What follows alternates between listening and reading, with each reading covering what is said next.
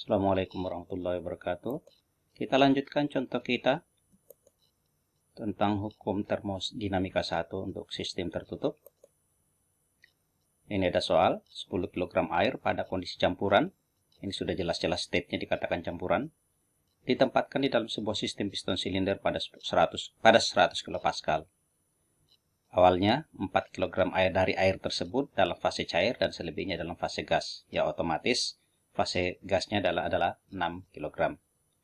Kalor kemudian ditambahkan ke dalam sistem sehingga piston yang awalnya duduk di atas pin mulai bergerak ketika tekanan mencapai 200 kPa. Kalor terus ditambah hingga total volume bertambah menjadi 20%. Nah, ditanyakan berapa temperatur awal dan akhir. Kemudian berapa massa air dalam fase cair ketika piston mulai akan bergerak. Kemudian kerja yang dilakukan untuk keseluruhan proses tersebut. Ini dia sistemnya, sistem piston silindernya. Ya, di dalamnya ada air yang massanya 10 kg.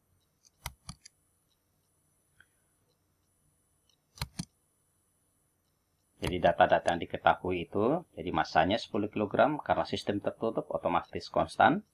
Kemudian mula-mula, ya kita tahu data awal tadi, tekanannya 100 kPa. Kemudian kondisinya campuran, ya, yang massanya 4 kg. Kemudian piston mulai akan bergerak ketika tekanannya 200 kPa, sehingga berapapun kalori yang diberikan tetap tekanannya ini akan konstan nanti 200 kPa. Jadi nanti kita sebut dengan proses 2 ketiga itu sudah proses yang isobar atau tekanan konstan. Kemudian volume akhir itu yaitu 1,2 atau 0,2 lebih besar daripada volume ketika piston akan mulai bergerak. Ya, kita sebut dengan volume 2, di mana volume 2 sama dengan volume 1 akibat adanya pin penahan. Ya. Sehingga V3 itu sama dengan 1,2 V2. Ini dia. Kemudian massa fase gas, ya, karena ini tadi campuran di mana yang bentuk cairnya 4 kg, maka otomatis yang berbentuk gasnya 6 kg. Sehingga kualitas uapnya itu bisa kita ketahui, yaitu massa gas dibagi dengan massa total campuran, sehingga kualitas uapnya 0,6. Nah, karena campuran, ya seperti kita ketahui, jika fluida dalam kondisi saturated liquid, campuran atau saturated vapor, maka untuk mengetahui temperaturnya, jika diketahui tekanannya, maka cukup melihat tabel jenuh atau tabel dalam hal ini tabel tekanan, melihat sebelah kanan tekanannya, kita peroleh temperatur jenuhnya. Itulah temperatur fluida pada saat itu. Atau sebaliknya, jika yang diketahui adalah temperatur, ya, maka kita lihat di tabel temperatur, maka kita lihat di sebelah kanan temperatur itu ada tekanan jenuh, maka itu adalah tekanan yang bersangkutan. Dalam hal ini, pada 100 kPa, temperatur fluidanya adalah 99,63 derajat Celcius. Nah, kemudian, karena nanti kita akan mencari kerja, kemudian nanti ada hubungannya juga dengan volume, ya, maka kita cari bahwa pada P1, ya, mula-mula tadi itu 100 kPa didapatkan Vf1 dan Vg1, sehingga kita dapatkan volume spesifik 1 mula-mula seperti ini, masukkan di rumusnya. X-nya tadi kita sudah dapatkan, X1-nya 0,6, kemudian Vg-nya masukkan ini, Vf-nya masukkan ini, kita dapatkan V1 1,0168. Nah, sekarang V1 dalam hal ini yang sama dengan V2, tinggal kalikan dengan massanya. Massanya 10, berarti hasilnya volume 1 itu sama dengan 10,168 meter kubik. Ya. Kemudian, ini dia, karena V1 sama dengan V2, kita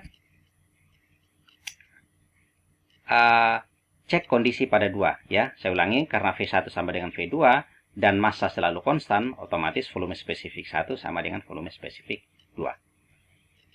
Nah, ketika kondisi piston atau ketika piston akan mulai bergerak, ya, yaitu pada tekanan 200 kPa dan ini volume spesifik ini berarti kan kita harus ketahui ya, ketika piston akan bergerak dia itu state-nya atau keadaannya apa sih ya. Ingat data yang diketahui pada titik 2 yaitu tepat piston akan bergerak, yaitu tekanannya 200 kPa dengan volume spesifik ini. Berarti berdasarkan P 200 kPa harus dapatkan VF2 dan VG2 ya, supaya kita bisa bandingkan hasilnya dengan yang ini nanti. Nah, ini dia. Nah, ternyata ketika Anda bandingkan ini ternyata bahwa V2 ini lebih besar daripada VG-nya. Maka tepat piston akan bergerak itu fluidanya sudah dalam kondisi superheated vapor ya, sudah dalam kondisi superheated. Karena sudah superheated berarti tidak ada lagi fluida dalam bentuk cair pada saat itu, sehingga massa fluida dalam fase cair adalah 0. Ini yang pertanyaan bagian B tadi ya. Kemudian ya, kemudian kita lanjutkan.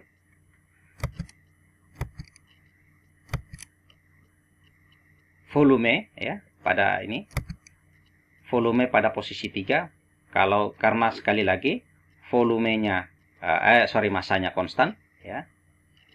Kemudian volume pada titik 3 bisa pakai ini ya, pakai volume spesifik atau pakai volume besar juga bisa ya. Jadi 1,2 bisa pakai rumus 1,2 V2 ya. Jadi bisa langsung masukkan juga tadi, di mana V2-nya itu adalah 10,168. Jadi bisa langsung 1,2 seperti ini. Atau kalau mau pakai rumus ini berdasarkan volume spesifik, jadi 1,2 kali V2 kecil ini, volume spesifik. Nah, volume spesifiknya ini, kemudian massa total sistem adalah 10 kg, tinggal kalikan. Jadi saya ulangi, jadi bisa juga kita menggunakan ini. Bisa juga menggunakan, kan tadi kita ketahui rumusnya V3 besar sama dengan 1,2 V2 besar ya. Nah, sekarang ya kemudian kita masukkan V3 sama dengan 1,2 dikali V2 besar tadi itu adalah 10,168. Jadi kalau kita lihat di sini kan sebenarnya ini kan belum dikali 10 ini kan belum dikali 10, jadi ini sudah 10,168 kali 1,2 ini ya, kalau kita kali 10. Jadi ini akan sama hasilnya. Ini akan sama seperti ini ya. Oke, kemudian kita lanjutkan.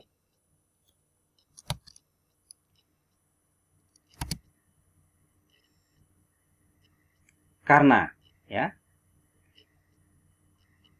V3 lebih besar daripada VG, superheated vapor ya. Tadi ini V3, ini V3-nya adalah ini. Di mana pada 200 kPa tadi kita ketahui VG-nya itu sama dengan 0,8857, artinya ya sudah pasti sih karena dipanaskan terus, maka pasti akan menjadi makin superheated ya. Superheated vapor.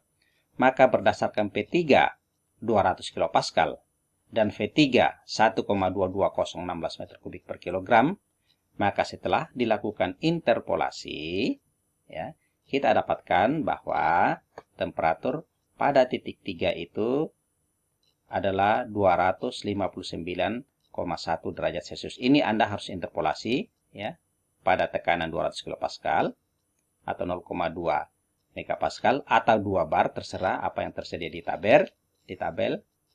Nah, terhadap V3 ini, maka kita dapatkan T3 seperti ini.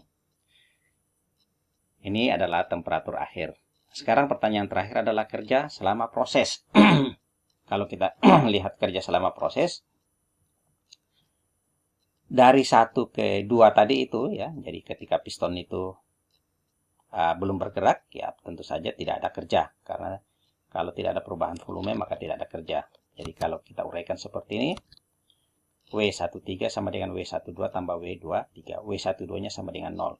Kemudian dari 2 ke 3 itu dari ketika piston mulai bergerak dari pin penahan dan seterusnya itu terjadi pada tekanan konstan. Di mana kerja pada tekanan konstan itu ya, mudah-mudahan masih ingat. Jadi kerja pada tekanan Jadi kan kerja pada tekanan konstan itu adalah W sama dengan P dikali perubahan volume. Ya, jadi V3 min V2. Atau kalau mau pakai volume spesifik, tentu saja pakai V kecil, ya, dan seterusnya. Oke.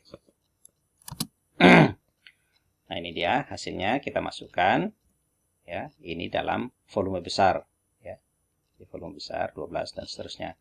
Hasilnya kita dapatkan seperti ini, 406,72 kilojoule.